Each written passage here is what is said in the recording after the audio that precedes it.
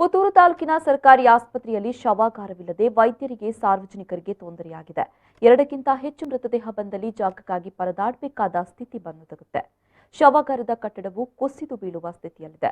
ಅಪರಿಚಿತ ಶವ, ಅಪರಾಧ ಕೃತ್ಯಗಳ ಮೃತದೇಹ ಸಂರಕ್ಷಿಸಿಡುವ ವ್ಯವಸ್ಥೆ ಕೂಡ ಇಲ್ಲ. ಈ ಬಗ್ಗೆ ಒಂದು ವರದಿ ಇಲ್ಲಿದೆ ನೋಡಿ.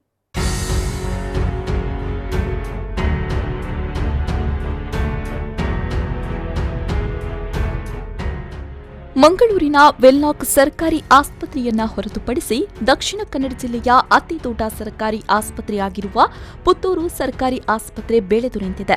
ಆಸ್ಪತ್ರೆ ಬೆಳೆದು ನಿಂತಂತೆ ಹಲವಾರು ಮೂಲಭೂತ ವ್ಯವಸ್ಥೆಗಳ ಪಟ್ಟಿಯು ಬೆಳೆಯಲಾರಂಭಿಸಿದೆ.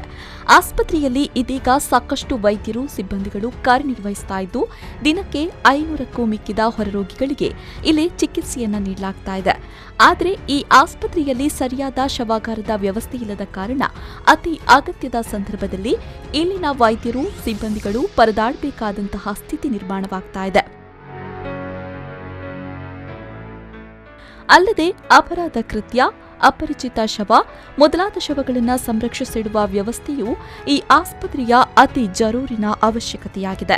ಮಂಗಳೂರಿನ ವೆಲ್ಲಾಕ್ ಸರ್ಕಾರಿ ಆಸ್ಪತ್ರೆಯನ್ನ ಹೊರತುಪಡಿಸಿದರೆ ಅತ್ಯಂತ ಹೆಚ್ಚು ಹೊರರೋಗಿಗಳಿಗೆ ಚಿಕಿತ್ಸೆ ನೀಡುವ ಆಸ್ಪತ್ರೆ ಎನ್ನುವ ಹೆಗ್ಗಳಿಕೆಗೆ ಪುತ್ತೂರು ಸರ್ಕಾರಿ ಆಸ್ಪತ್ರೆ ಪಾತ್ರವಾಗಿದೆ.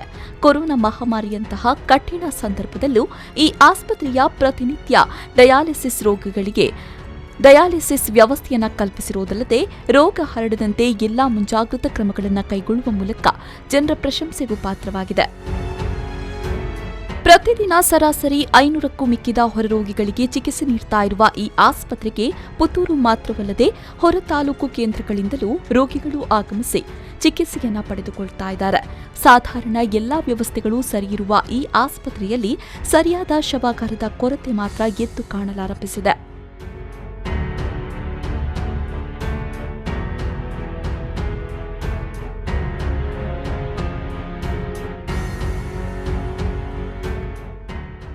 ಆಸ್ಪತ್ರೆ ಕಟ್ಟಡದಿಂದ ಪ್ರತ್ಯೇಕವಾಗಿ ಇರುವ ಈ ಶವಾಗಾರ ಸಣ್ಣ ಕಟ್ಟಡದಲ್ಲಿದ್ದು, ಕಟ್ಟಡದ ಸುತ್ತ ಬಿರುಕುಗಳು ಬಿದ್ದಿವೆ.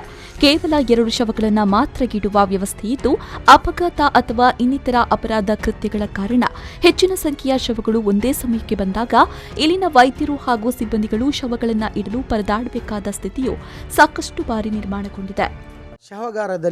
ಶವಗಾರ ಹಿಂದಿನ ಶವಗಾರ ಅಲ್ಲಿ ಇದ್ದು ಈ ಶವಗಾರನ ಹೊಸ ಶವಗಾರವಾಗಿ ಮಾಡಲು ಶಾಸಕರು ಈಗಾಗಲೇ ಪ್ರಯತ್ನವನ್ನು ಕೈಗೆ ತೆಗೆದುಕೊಂಡಿದ್ದಾರೆ. ಶಾಸಕರು ಅದನ್ನು ವೀಕ್ಷಣೆ ಮಾಡಿದ್ದಾರೆ. ಅದೇ ಪ್ರಕಾರ ಶವಗಾರದ ಹತ್ತಿರದಲ್ಲಿ ಪೊಲೀಸ್ಗಳಿಗೆ ಬರೀಲಿಕ್ಕೆ ಜಾಗ ಇಲ್ಲ ಅಂತೇಳಿ ಅಲ್ಲಿ ಒಂದು ಕಟ್ಟಡವನ್ನು ನಿರ್ಮಾಣ ಮಾಡಿದ್ದಾರೆ. ಈ ಎಲ್ಲ ವ್ಯವಸ್ಥೆಯನ್ನು ಶಾಸಕರು ಕೈಗೆ ತೆಗೆದುಕೊಂಡಿದ್ದಾರೆ. ಹಾಗೆ ಅಲ್ಲಿಗೆ ಒಂದು ಮೋರ್ಚರಿ ಬರಬೇಕು ಅಂತೇಳಿ ಒಂದು ವ್ಯವಸ್ಥೆ ಸಹ ಶಾಸಕರಲ್ಲಿದೆ. ಈಗಾಗಲೇ ಹೊರಗಿನ ಸಂಘ ಸಂಸ್ಥೆಯವರು ನಾವು ಮೋರ್ಚರಿಯನ್ನು ಕೊಡ್ತೇವೆ ಅಂತೇಳಿ ಹೇಳಿಕೊಂಡು ಅದು ನಮ್ಮಲ್ಲಿಗೆ ಬಂದಿದ್ದಾರೆ. ಹೇಗೂ ನಾವು ಸರ್ಕಾರದಿಂದ ಆಗಲಿ, ನಾವು ಸಾರ್ವಜನಿಕರು ಕೊಡುವುದಿದ್ದರೆ ಅವರ ಸಹಕಾರದಿಂದ ಮೋರ್ಚರಿ ವ್ಯವಸ್ಥೆಯನ್ನು ಮಾಡಲಿಕ್ಕೆ ನಾವು ತಯಾರಾಗಿದ್ದೇವೆ. ಮರಣೋತ್ತರ ಪರೀಕ್ಷೆ ನಡೆಸುವ ಸಂದರ್ಭದಲ್ಲೂ ವೈದ್ಯರಿಗೆ ಅತಿ ಅಗತ್ಯವಾಗಿ ಬೇಕಾಗಿರುವ ಡ್ರೆಸ್ಸಿಂಗ್ ರೂಮ್ನ ವ್ಯವಸ್ಥೆ ಇಲ್ಲ. ಅಪರಿಚಿತ ಶವ ಪತ್ತೆಯಾದಲ್ಲಿ ಆ ಮೃತದೇಹವನ್ನು ಸುರಕ್ಷಿತವಾಗಿ ಇಡಲು ಡೀಪ್ ಫ್ರೀಜರ್ ವ್ಯವಸ್ಥೆ ಕೂಡ ಈ ಆಸ್ಪತ್ರೆಯಲ್ಲಿ ಇಲ್ಲದ ಕಾರಣ ಈ ಎಲ್ಲ ವ್ಯವಸ್ಥೆಗೂ ಮಂಗಳೂರನ್ನೇ ಅವಲಂಬಿಸಬೇಕಾದ ಅನಿವಾರ್ಯತೆ ಇದೆ. ಯಾವುದೇ ಶವಗಳು ಬಂದರೂ ಕೂಡಲೇ ವಿಲೇವಾರಿ ಮಾಡುವಂಥ ವ್ಯವಸ್ಥೆ ಇಲ್ಲಿ ನಡೀತಾ ಇದೆ. ಯಾಕೆಂತೇಳಿದರೆ ಮತ್ತೆ ಕೆಲವೊಂದು ಸಂದರ್ಭದಲ್ಲಿ ದೂರದ ಬಾಡಿಗಳು ಬಂದಾಗ ಅವರ ಪೊಲೀಸ್ ಬರದ ಸಂದರ್ಭದಲ್ಲಿ ಇಲ್ಲಿ ನಮಗೆ ಅದನ್ನು ಪೋಸ್ಟ್ಮಾರ್ಟಮ್ ಮಾಡಿಕೊಡಲಿಕ್ಕೆ ಸ್ವಲ್ಪ ಸಮಯ ಲೇಟ್ ಆದ ಕಾರಣ ನಮಗೆ ಸ್ವಲ್ಪ ಪ್ರಾಬ್ಲಮ್ ಆಗ್ತದೆ. ಡಿಫ್ರೀಸರ್ ವ್ಯವಸ್ಥೆಯನ್ನು ಮಾಡುವಂಥ ವ್ಯವಸ್ಥೆ ಇಲ್ಲಿ ತನಕ ನಮಗೆ ಪ್ರಾಬ್ಲಮ್ ಬರಲಿಲ್ಲ. ಬಂದ ಸಂದರ್ಭದಲ್ಲಿ ಅದಕ್ಕೆ ಬೇಕಾದ ವ್ಯವಸ್ಥೆಯನ್ನು ನಾವು ಮಾಡಿದ್ದೇವೆ. ಅದೇ ಹೇಳಿದ್ದು ಇಲ್ಲಿ ತನಕ ನಮಗೆ ಬರಲಿಲ್ಲ. ಅದಕ್ಕಾಗಿ ನಾವೀಗ ಮೋರ್ಚರಿ ಮಾಡಬೇಕಂತಲೇ ಒಂದು ವ್ಯವಸ್ಥೆಯನ್ನು ಕೈಗೆ ತೆಗೆದುಕೊಂಡಿದ್ದೇವೆ.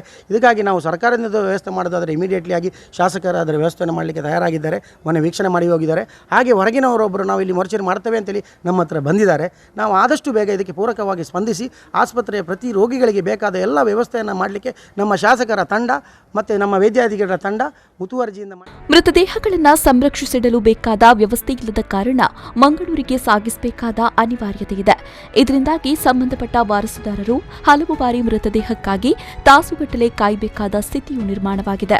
ಪುತ್ತೂರು ಸರ್ಕಾರಿ ಆಸ್ಪತ್ರೆಯನ್ನ 300 ಹಾಸಿಗೆಗಳ ಅತ್ಯಾಧುನಿಕ ಆಸ್ಪತ್ರೆಯಾಗಿ ಪರಿವರ್ತಿಸುವ ಪ್ರಯತ್ನಗಳು ನಡೀತಾ ಇದ್ರೂ ಈ ಯೋಜನೆಗಳು ಈವರೆಗೂ ಕಾರ್ಯರೂಪಕ್ಕೆ ಬಂದಿಲ್ಲ.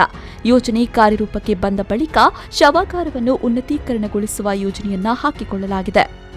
ಆದರೆ ಪ್ರಸ್ತುತ ಶವಾಗಾರ ಎದುರಿಸ್ತಾ ಇರುವ ಸಮಸ್ಯೆಗಳು ಆಸ್ಪತ್ರೆಯ ಆಧುನೀಕರಣದವರೆಗೂ ಮುಂದುವರಿಯುತ್ತಲೇ ಇದೆ ಎನ್ನುವ ಗೊಂದಲವು ಮೂಡಲಾರಂಭಿಸಿದೆ. ಹಲವಾರು ಸಂಘ ಸಂಸ್ಥೆಗಳು ಆಸ್ಪತ್ರೆಗೆ ಸುಸಜ್ಜಿತವಾದ ಶವಾಗಾರವನ್ನು ನಿರ್ಮಿಸಿಕೊಡುವ ಪ್ರಸ್ತಾವನೆಯನ್ನ ಮುಂದಿಟ್ಟಿದ್ರೂ ಆಸ್ಪತ್ರೆಯ ಉನ್ನತೀಕರಣದ ಯೋಜನೆಯು ಚರ್ಚೆಯ ಹಂತದಲ್ಲಿರುವಾಗ ಈ ಪ್ರಸ್ತಾವನೆಯನ್ನ ಪಡೆಯುವುದೋ ಬಿಡುವುದೋ ಎನ್ನುವ ಗೊಂದಲದಲ್ಲೂ ಆರೋಗ್ಯ ಇಲಾಖೆ ಇದೆ. ಅನೀಶ್ ಕುಮಾರ್, ವಿ4 ನ್ಯೂಸ್, ಪುತ್ತೂರು.